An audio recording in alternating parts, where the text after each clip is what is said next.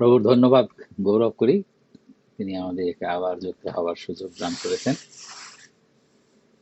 আমাদের বিশ্বাসবাবুর নানাবিধ আলোচনায় আমাদের আর কি বলার আছে, ব্যাখ্যা করার আছে, আমরা মোটামুটি সব জানি। আজকে প্রভুর ইচ্ছায় এই পুরাতন একটা বিষয় থেকেই আমরা শুরু করব, যেটার কিছু গভীর ভাবে আমরা সেখানে প্রবেশ করতে পারি কিনা। যে পথটির থেকে শুরু করব সেটি হলো এই যে আমরা আরাধনা করে থাকি, এই বিষয়ে যিশু যখন সেই সমরিয়া নারীর সঙ্গে কথোপকথন করছিলেন, সেখানে যিশু কিছুটা আরাধনার আহ, করার একটা সূত্র আমাদের জানিয়েছিলেন। সেই সূত্র ধরে এই আমরা আজকে আলোচনায় প্রবেশ করব। সেটি হলো যোহন 4 অধ্যায় 23 পদ থেকে। 22 পদ থেকেই একটু করি। আহ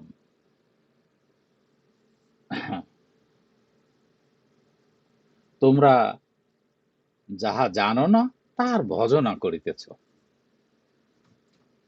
ওই আহ, সমরীয়দের এই কথাগুলি বলছেন যিশু, যে তোমরা যাহা জানো না তাহার ভজনা করিতেছ। এটা কি আমাদের জন্য প্রযোজ্য হয়? না, আমরা তো এখন জানি কার ভজনা করছি। আমরা আমরা যাহা জানি তাহার ভজনা করিতেছি। তো এই কথাটা আমরা এখন বলতে পারি, ঠিক না? আমরা যাহা জানি তাহার ভজনা করতেছি। কারণ যিহুদীদের মধ্য হইতেই পরিত্রাণ, আর যিহুদী বংশেই যীশু খ্রিস্টের ঈশ্বরের পুত্রের আগমন হয় যিশুর মধ্য দিয়ে। এইবারে 23 পদে আসছে,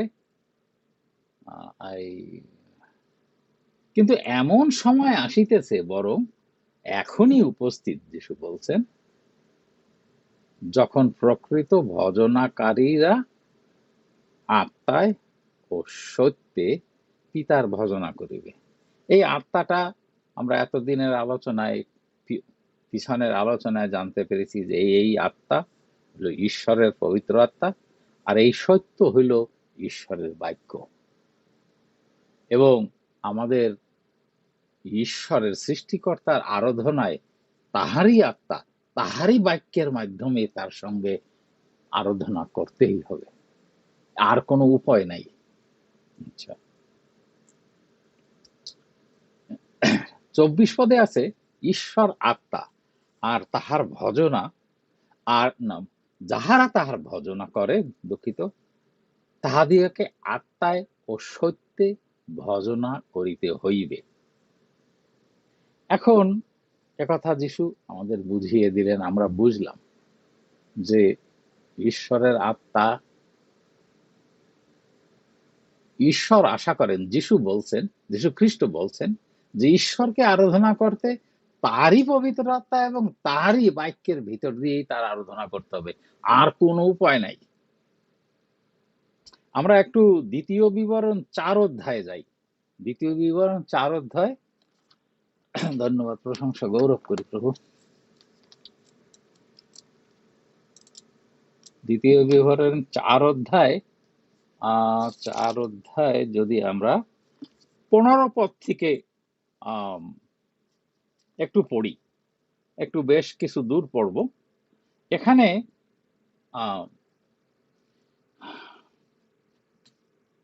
এর আগে 12 পদে আছে, তখন অগ্নির মধ্য হইতে সদাপ্রভু তোমাদের কাছে কথা কহিলেন, তোমরা বাক্যের রব শুনিতেছিলে, কিন্তু কোনো মূর্তি দেখিতে পাইলে না, কেবল রব হইতেছিল।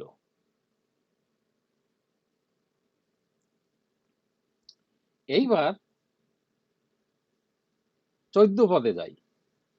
তোমরা যে দেশ অধিকার করিতে করিতে পার হইয়া যাইতেছ, সেই দেশে তোমাদের পালনীয় বিধি ও শাসন সকল তোমাদিগকে শিক্ষা দিতে সদাপ্রভু সেই সময়ে আমাকে আজ্ঞা করিলেন। এই আজ্ঞাটা কি করিলেন? এই ইসরায়েল বংশটা, ইসরায়েল জাতিটা ঈশ্বরের মনোনীত একটা জাতি। তাদের ঈশ্বরের উপাসনা কিভাবে তারা করবে না, করলে সেটা গ্রহণযোগ্য হবে না, ঈশ্বর এই 15 পদ থেকে বলছেন। যেদিন সদাপ্রভু হোরেবে অগ্নির মধ্য হইতে তোমাদের সহিত কথা কহিতেছিলেন, ওই যে এই 12 পদটা কহিতেছিলেন, সেই দিন তোমরা কোনো মূর্তি দেখো নাই ঈশ্বরের। অতএব আপন আপন প্রাণের বিষয়ে অতিশয় সাবধান হও, পাছে তোমরা ভ্রষ্ট হইয়া আপনাদের জন্য কোন আকারের মূর্তিতে খোদিত প্রতিমা নির্মাণ করো, পাছে পুরুষ পুরুষের বা স্ত্রীর প্রতিকৃতি, পৃথিবীস্থ কোনো পশুর প্রতিকৃতি, আকাশে উড্ডয়মান কোনো পক্ষীর প্রতিকৃতি, ভূচর কোনো সরীসৃপের প্রতিকৃতি, অথবা ভূমির নিচস্থ জলমধ্যে কোনো প্রতিকৃতি নির্মাণ করো। আর আকাশের প্রতি চক্ষু তুলিয়া সূর্য, চন্দ্র ও তারা, আকাশের সমস্ত বাহিনী দেখিলে, তোমার ঈশ্বর সদাপ্রভু যাহাদিগকে সমস্ত আকাশ মণ্ডলের নিচে স্থিত সমস্ত জাতির জন্য বন্টন করিয়াছেন, এগুলি ঈশ্বর থেকে এই পৃথিবীর মানুষের জন্য বন্টন করেছেন, দিয়েছেন, পাছে ভ্রান্ত হইয়া তাহাদের কাছে প্রণিপাত করো, তাহাদের সেবা করো। এইটা একটা সাবধানতা। আমরা প্রথমে উপাসে যোহনে পড়ে আসছি যে ঈশ্বরের আরাধনা, যিশু বলে দিচ্ছেন কিসে আরাধনা করা উচিত আমাদের, যেটা ঈশ্বরের কাছে গ্রহণযোগ্য হবে। আর এখানে আমরা পড়ছি যে ইসরায়েল জাতিকে ঈশ্বর কি বিষয়ে মসির কাছে বলেছিলেন যে তাদের সাবধান হইতে বলো, তারা যেন এই পৃথিবীর কোন বস্তুর সামনে প্রণিপাত না করে। আমরা 20 পদ পড়ি, কিন্তু সদাপ্রভু তোমাদেরকে গ্রহণ করিয়াছেন, এই ইসরায়েল জাতিকে বলছেন যে তোমাদের গ্রহণ করেছেন লৌহের হাফর হইতে, অর্থাৎ যখন মিশর দেশে ছিলা তখন তোমরা সেই লৌহের কাজ করতা, কঠিন জীবন ছিল তোমাদের। মিশর হইতে তোমাদিগকে বাহির করিয়া আনিয়াছেন, যেন তোমরা তাহার অধিকার স্বরূপ প্রজা হও। খেয়াল করি আমরা, অধিকার স্বরূপ প্রজা হও, যেন যেমন ঐদ্য আছে।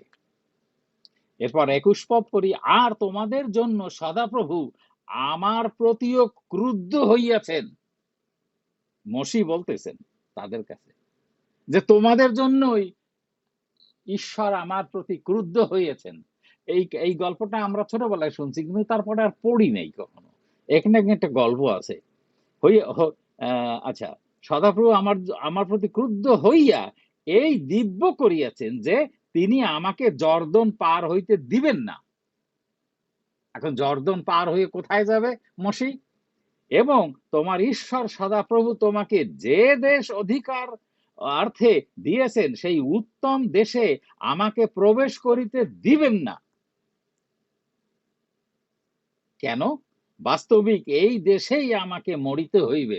তার মানে সেই পরম দেশে মসিকে যাইতে দিবেন না, যে দেশ কনান দেশ, যে দেশে যাওয়ার জন্য মসি এই ইসরায়েল জাতিকে ফরৌনের মিশর দেশ থেকে বের করে নিয়ে আসছে। আমি জর্দন পার হইয়া যাইব না, কিন্তু তোমরা পার হইয়া সেই উত্তম দেশ অধিকার করিবে। তোমরা আপনাদের বিষয়ে সাবধান থাকিও। মসির অপরাধ কি ছিল? যে যেখানে তাকে বলতে বলা হয়েছিল যে সেই পাথরটাকে যে জল বের হয়ে আসো, তো উনি ওনার ক্রোধ বশত সেই পাথরের উপরে লাঠি দিয়ে উনি পিটান দিছিলেন। অনেক ব্যাখ্যা আছে বাইবেলে যে সেই পাথরটাই দ্য রক খ্রিস্ট ছিল। তোমাদের ঈশ্বর সদাপ্রভু তোমাদের সহিত যে নিয়ম স্থির করিয়াছে তাহা ভুলিয়া যাইও না। কোন বস্তু মূর্তি বিশিষ্ট খোদিত প্রতিমা নির্মাণ করিও না, ইহা তোমার ঈশ্বর সদাপ্রভুর নিষিদ্ধ। প্রভু তার এই বাক্যে আশীর্বাদ করি। তাহলে এইখানে ঈশ্বর মসিকে ইসরায়েল জাতির জন্য, তার মনোনীত জাতির জন্য পরিষ্কার ভাবে বলে দিয়েছেন, এই পৃথিবীর ঈশ্বরের সৃষ্টি করা কোন বস্তুর সামনে প্রণিপাত করে যদি আমরা ঈশ্বরের সৃষ্টিকর্তার আরাধনার চেষ্টা করি, আশীর্বাদের পরিবর্তে আমরা অভিশাপগ্রস্ত হই। ঈশ্বর তা গ্রহণ করেনি না। এইটা হলো নেগেটিভ সাইডটা। এইবার আমরা পজিটিভ, যেটা যিশু বলে দিচ্ছেন, আমরা ফিরে যাই সেই যোহন 4 অধ্যায়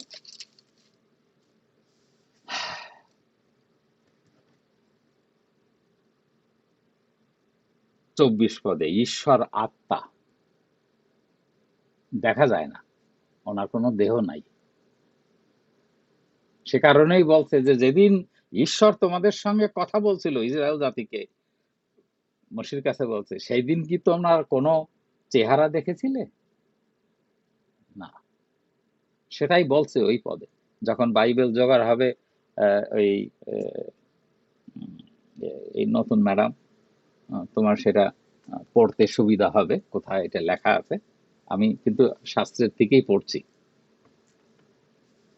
তো সে কারণেই ঈশ্বর আরাধনায়, যিনি সৃষ্টিকর্তা, যার কোনো, যিনি নিরাকার, নিরাকার, তার আরাধনা কোনো আকারের মাধ্যমে হওয়ার কোনো কায়দাই নেই, উনি গ্রহণ করেন না। সে কারণেই বারবার বলছে যে ঈশ্বর আত্মা, আর যাহারা তাহার ভজনা করে তাহাদিওকে আত্মায় ও সত্যে তাদিওকে ভজনা করিতে হইবে। সত্যটাকে ঈশ্বরের বাক্যর কথা বলে, আর আত্মা হলো পবিত্র আত্মা।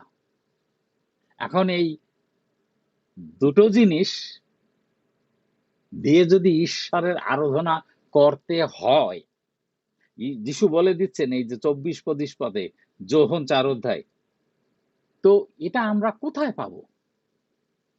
এই আত্মা তো আমাদের ভিতরে থাকতে হবে, আর এই সত্য আমাদের ভিতরে থাকতে হবে। আর না থাকলে আমরা ঈশ্বরের ভজনা করব কি দিয়া? এটা হলো প্রশ্ন। কারণ আমরা ছোটবেলা থেকে দেখে এসেছি, খ্রিস্টিয়ান গির্জায় গির্জায় একটা ক্রুশ থাকে, সেইটা দিয়ে শুরু হয় তাদের আরাধনা। এখন স্পষ্ট দেখতে পাচ্ছি যে সেটা সম্পূর্ণ ভুল। আমরা ভুল পথের যাত্রী ছিলাম।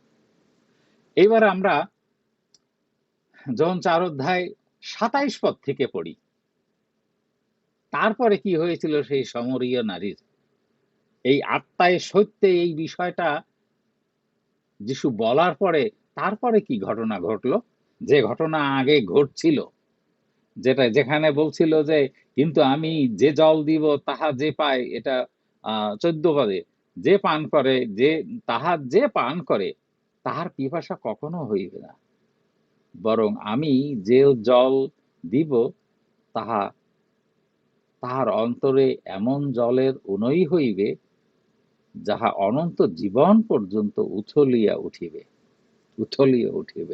অর্থাৎ যিশু বলছেন উনি যে জল দিতে পারেন, সেই জল পান করার পর আর পিপাসা লাগবে না, বরঞ্চ এই জল আমাদের জীবন দেওয়া আরো বেশি জল হবে। সেই জলটা আধ্যাত্মিক বিষয়, এইভাবে পান করার বিষয় না। সেই জন্যই যিশু বারবার বলছেন যে তোমরা শুনো এবং বুঝো। এইবার আমরা 27 পদের থেকে পড়ি। এই সময়ে তাহার শিষ্যগণ আসিলেন এবং আশ্চর্য জ্ঞান করিলেন যে তিনি স্ত্রীলোকের সহিত কথা কইতেছেন। ভাগ্যিস বাঙালিরা ছিল না আশেপাশে, তাহলে যিশুর একেবারে নিন্দা করিয়া, কারণ উনি একজন মহিলার সাথে কথা বলছেন দাঁড়াইয়া। ঠিক না বিউটি ম্যাডাম? ঠিক। তথাপি কেহ তথাপি কেহ বলিলেন না যে আপনি কি চাহেন, মহিলাকে কিছু বলেন নাই, কিংবা কি জন্য উহার সহিত কথা কইতেছেন যিশুর সঙ্গে, কেউ জিজ্ঞাসা করে নাই শিষ্যরা। কারণ যিশু যা করছেন তার উপরে সবকিছুর বিশ্বাস আছে শিষ্যদের। তখন সে স্ত্রীলোকটি আপন কলসি ফেলিয়া রাখিয়া নগরে গেল। এর আগে কি হয়েছে? যিশু বলে দিচ্ছেন কিভাবে ভজনা করতে হবে। এর আগে, তার আগে ছিল যে 19-20 পদে যে স্ত্রীলোকটি তাহাকে বলে, মহাশয়, আমি দেখিতেছি যে আপনি ভাববাদী। আমাদের পিতৃপুরুষেরা এই পর্বতে ভজনা করিতেন, আর আপনারা বলিয়া থাকেন যে স্থানে ভজনা করা উচিত সে স্থানটি জেরুজালেমে। কোথায় ভজনা করতে হবে, কিসের ভজনা করতে হবে, কিভাবে ভজনা করতে হবে, এই নিয়ে তারা ছিল ব্যস্ত। আজকের পৃথিবীতে তাই না? পৃথিবীর সব ধর্মের লোকেরা বিশ্বাসে, আত্মায়, সত্যে ভজনা করে না। তাদের কিছু বস্তু লাগে, সুন্দর গির্জাঘর লাগে, একটা মসজিদ লাগে, একটা মন্দির লাগে, মন্দিরে প্রতিমা লাগে, ক্রুশ লাগে, তারপরে মসজিদে কত না কিছু লাগে, তসবির লাগে, কত কিছু লাগে ভজনা করতে। এই নিয়েই ওই ওই সমরীয় নারীও তার মাথায় ওইটা ছিল। যিশু প্রথমে ওইটা পরিষ্কার করছে, না না না, এর দ্বারা ভজনা করা সম্ভব না, আমরা কোথাও গিয়ে ভজনা করব না, আত্মায় ও সত্যে।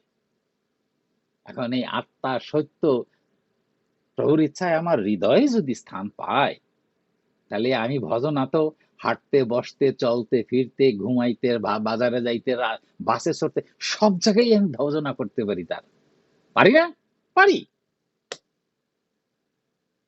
বিশেষ কোন ঘরে ঈশ্বর বলছেন ইসরায়েল জাতিরে যে এই দালান কোঠা, এই বাঁধানো ঘরের ভিতর তো আমার বাসস্থান না। ঈশ্বর বলছেন তার বাসস্থান কোথায়?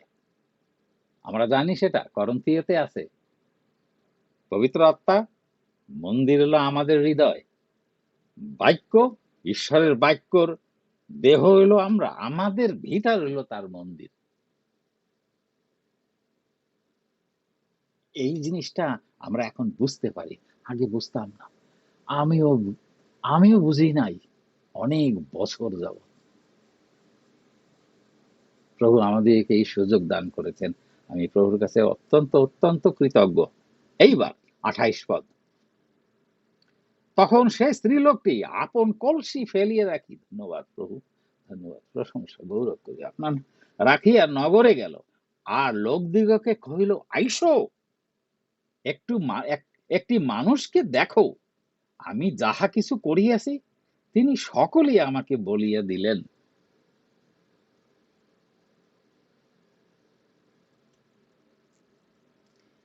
তিনি কি সেই খ্রিস্ট নহেন? মানে ওই মহিলাকে আমরা জানি, যার 5টা স্বামী ছিল, সে বেশ্যাবৃত্তিও করেছে, বা বেশ্যাবৃত্তি কথাটা লেখা নাই, কিন্তু বহু স্বামী তার গত হয়ে গেছে। কিন্তু যিশুর কর্মকাণ্ড দেখে, যিশু যখন বলছেন তিনি সেই খ্রিস্ট, সে যত বড় জঘন্য মহিলা হোক না কেন, সেই সময় সে বিশ্বাস করছিল যিশুর কথায়, হ্যাঁ উনি সেই খ্রিস্ট।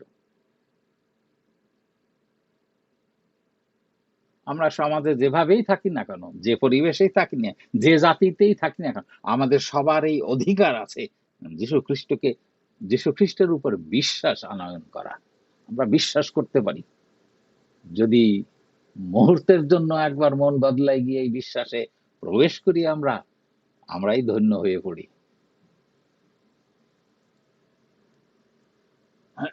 30 পদ, তাহারা নগর হইতে বাহির হইয়া তাহার নিকটে আসিতে লাগিল। কাহারা? ওই যে সমরিয়া নারী গ্রামে গিয়ে বলে দিছে যে আমার আমার জীবনের যা করছি আমি সবকিছু উনি বলে দিছেন, ওনাকে তো আমি চিনি না। আমাকে বলে দিছেন, তাহলে উনি কি খ্রিস্ট নন, ঈশ্বরের পুত্র? 31 পদ, ইতিমধ্যে শিষ্যেরা তাহাকে বিনতি করিয়া কহিলেন, রব্বি, আর করুন।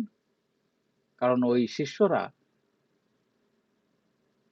খাদ্য কিনতে গ্রামের ভিতরে গেছিল, আর যিশু যান নাই। উনি, ওনার প্ল্যান, তার আগের রাত্রে উনি যে প্রার্থনা করছেন, তার পিতা তাকে বলছেন যে এইবার তোমাকে সমরীয় জাতির কাছে যাইতে হবে, তাদের উদ্ধার করতে হবে, তারা পরজাতীয়।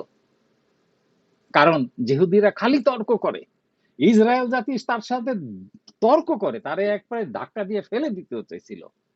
এ কারণে তিনি এখন পরজাতীয়দের কাছে যাচ্ছেন, সমরীয়রা আর যেহুদিরা একে অন্যকে ঘৃণা করত, এই দুই জাতি। এইবার 32 পদে দেখি কি বলে যিশু। এর আগের বারে তিনি 24 পদে বলছে যে আমি যে জল দিব, জল পান করার পথে। এইবার দেখি আমরা যিশু আর একটা কি বলেন এই 32 পদে।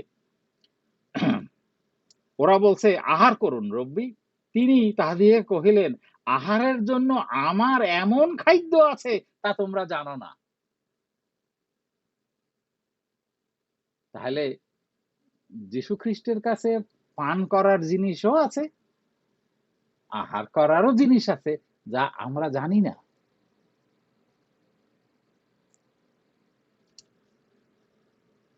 অতএব শিষ্যেরা পরস্পর বলিতে লাগিলেন, কেহ কি ইহাকে খাদ্য আনিয়া দিয়েছে? যীশু তাহাদিগকে বলিলেন, আমার খাদ্য এই।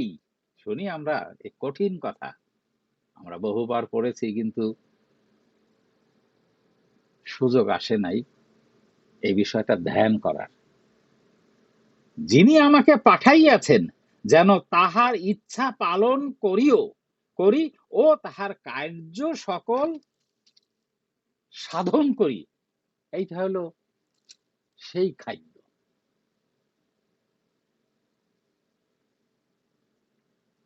আবারও পড়ি, যিশু তাহাদিকে বলিলেন, আমার খাদ্য এই, যিনি আমাকে পাঠাইয়াছেন, যেন তাহার ইচ্ছা পালন করি ও তাহার কার্য সাধন করি। এটা হলো ঈশ্বরের খাদ্য। ঈশ্বরের তরফ থেকে আমাদের জীবনের খাদ্য, কর্তব্য, সবকিছু। 35 পদ, তোমরা কি বলো না যে আর 4 মাস পরে শস্য কাটিবার সময় হইবে? দেখো, আমি তোমাদিগকে বলিতেছি, চক্ষু তুলিয়া ক্ষেত্রের প্রতি দৃষ্টিপাত করো। শস্য এখনই কাটিবার মতো শ্বেতবর্ণ হইয়াছে। যে কাটে সে বেতন পায় এবং অনন্ত জীবনের নিমিত্ত শস্য সংগ্রহ করে, যেন যে বুনে ও যে কাটে উভয়ে একাত্রে আনন্দ করে। তাহলে কি দাঁড়াইলো? চক্ষু তুলিয়া ক্ষেত্রের প্রতি দৃষ্টিপাত করো, শস্য এখনই কাটিবার মতো শ্বেতবর্ণ হইয়াছে। যিশু বলছেন, মানুষে অনেকেই আত্মাতে দিনহীন হয়ে আছে। বিশ্বাসবাবুর কথা অনুযায়ী যারা প্রতিনিয়ত তার মিটিং এ বসে, পরজাতীয়রা, দ্বিতীয় শুক্রবার গেলেও গিয়ে দেখে তারাই এসছে, আবার বরং আরো 1-2 জন বেশি এসে গেছে তারা শোনার জন্য। কারণ অন্য কোনো বাক্যে তাদের, অন্য কোনো বাক্যে, ধর্মীয় বাক্যে বিশ্বাস করার কারণে তাদের জীবনে কোনো উন্নতি হয় না, হয় নাই। ধর্মীয় উৎসবে তারা চাঁদা দেয়, অনেক পয়সা খরচ করে, কিন্তু জীবনের তো কোনো উন্নতি হয় না, হয় না। আর আমরা এখন জানি যে এই প্রভুর বাক্য বিশ্বাসে আমরা প্রত্যেকেই, আমাদের জীবনের সাক্ষ্য আছে যে আমরা এই বাক্যে বিশ্বাসের কারণে আমরা কত ফল পেয়ে থাকি, এর দ্বারা ঈশ্বরের মহিমান্বিত হন। আমার নিজের জীবনই আছে কত। বিধায়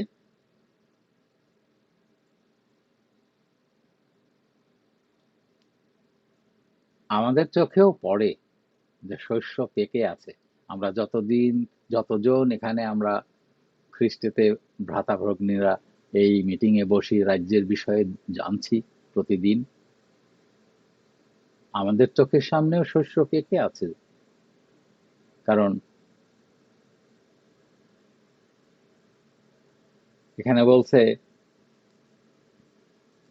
কেননা এ স্থলে এই কথা সত্য, একজন বুনে আর একজন কাটে, আমি তোমাদের এমন শস্য কাটিতে প্রেরণ করিলাম যাহার জন্য তোমরা পরিশ্রম করো নাই। অর্থাৎ যীশু খ্রিস্টই বপন করে গেছেন সেই বীজ। এখন ছেদন করতে হবে আমাদের, তাদের সেই বীজের বিষয় বলতে হবে, তারা বিশ্বাস করবে। এবং প্রভুর গৃহে বলছে যে অন্যেরা পরিশ্রম করিয়াছে এবং এবং তোমরা তাহা শ্রম ক্ষেত্রে প্রবেশ করিতেছ।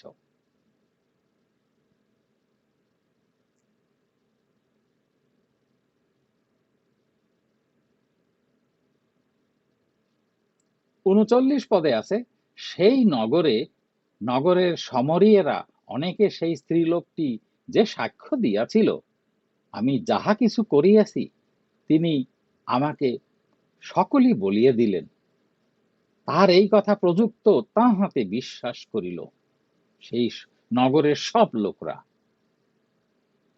তাহলে এই মহিলা সবচেয়ে নিন্দিত একজন, এই গ্রামের মহিলা, তাকে কেউ সম্মান করত না।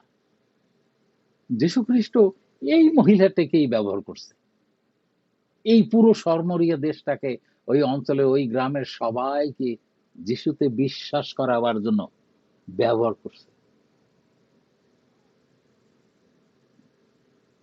যীশুখ্রিস্ট আমাদেরকেও ব্যবহার করতে চাচ্ছেন,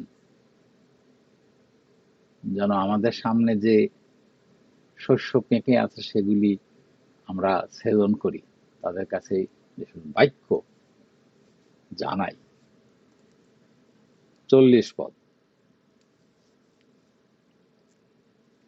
অতএব সেই সমরীয়েরা যখন তাহার নিকটে আসিল, তখন তাহাকে বিনতি করিল যেন তিনি তাহাদের কাছে অবস্থিতি করেন, তাহাতে তিনি 2 দিবস সেখানে অবস্থিত করিলেন। তখন আরো অনেক লোক তাহার বাক্য প্রযুক্ত ঈশ্বরে বিশ্বাস করিল। আর তাহারা সেই স্ত্রীলোককে কহিল, এখন যে আমরা বিশ্বাস করিতেছি সে আর তোমার কথা প্রযুক্ত নয়, মানে তুমি যে বলেছিলে সেজন্যই বিশ্বাস, কি এমন নয়, কেননা আমরা আপনারা শুনিয়েছি ও জানিতে পারিয়াছে যে ইনি সত্য সেই জগতের ত্রাণকর্তা। কারণ আমরা ছোটবেলার থেকে শুনে আসছি বাইবেলের কত কাহিনী, কত গান, কত গানের ভিতর দিয়ে প্রচার, যিশু ক্রুশ, নানাবিধ জিনিস, কিন্তু আমাদের জীবনের উন্নতি আসে নাই। কিন্তু আমরা এখন সোজাসুজি তার স্বাস্থ্য পড়ে শুনে বোঝার সুযোগ পেয়েছি।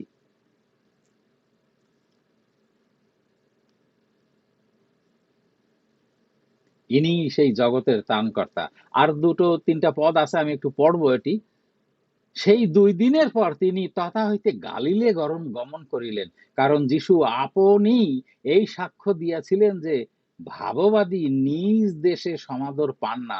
অতএব তিনি যখন গালিলে আসিলেন, তখন গালিলীয়রা তাহাকে গ্রহণ করিল, কারণ জেরুসালেমে পর্বের সময় তিনি যাহা যাহা করিয়াছিলেন সে সমস্ত তাহারা দেখিয়াছিল, কেননা তাহারাও সেই পর্বে গিয়াছিল। প্রভু তার বাক্যে আশীর্বাদ করুন। এখন কথা হলো, আমাদের নিজ গ্রামে আমাদের ছোটবেলার চরিত্র, যৌবন বয়সের চরিত্র, বিবাহ জীবনের চরিত্র দেখেছে গ্রামের মানুষরা। কিন্তু যখন আমরা মন পরিবর্তন করি, তারপরে যে আমাদের একটা ভিন্ন চরিত্র হইতে পারে, গ্রামের লোকরা মেনে নেয় না। যিশুকেও মেনে নেয় নাই, কারণ তারা জানে ও একটা কাঠমিস্ত্রির ঘরে সে জন্মগ্রহণ করছে, তা আবার বাবা ছাড়া জন্ম হয়েছে সে, বিধায় তার দুর্নাম ছিল। তার নিজস্ব কোনো দুর্নাম, তিনি তো পবিত্র ব্যক্তি, কিন্তু মানুষ সে কারণেই ওনাকে ভিন্ন গ্রামে জগতের অন্যান্য যেখানে যাওয়ার সুযোগ ছিল উনি পায়ে হেঁটে যেতেন, সেখানে গিয়ে উনি প্রচার করতেন। নিজ গ্রামের লোকরা শুনতো না কথা। আমাদেরও জীবনে এমন হতে পারে, সেজন্য আমাদের দু কদম হেঁটে দূরে গিয়ে কথা বলারও প্রয়োজন, সেখানেও শস্য পেকেছে আছে। সে কারণেই এই যে রাজ্যের বিষয়, এই যে মথি 24-14 যে কথাটা লেখা আছে, আর তোমরা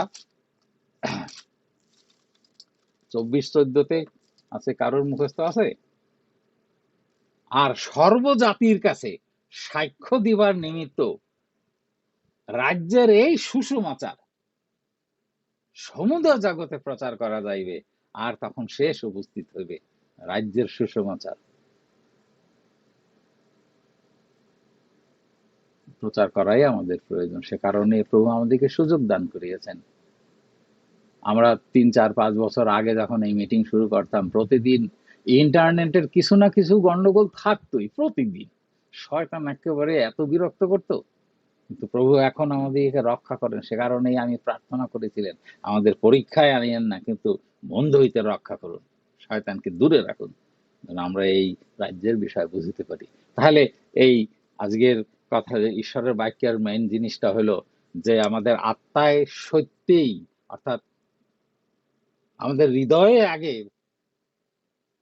ঈশ্বরের পবিত্র আত্মা এবং তার বাক্য স্থান নেওয়ার প্রয়োজন।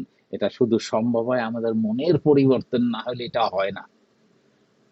আর এর কারণে আমরা এই পৃথিবীর কোনো বস্তু ঈশ্বরের সামনে এনে বা আমাদের সামনে এনে ঈশ্বর বলে গ্রহণ করতে পারি না, কখনোই না। ঈশ্বর তা গ্রহণ করেন না। আমরা বিশ্বাস করি আজকের এই ঈশ্বরের বাক্যের মাধ্যমে আমরা অনেক উপকৃত হয়েছি এবং বুঝেছি। প্রভুর গৌরব হোক। ধন্যবাদ।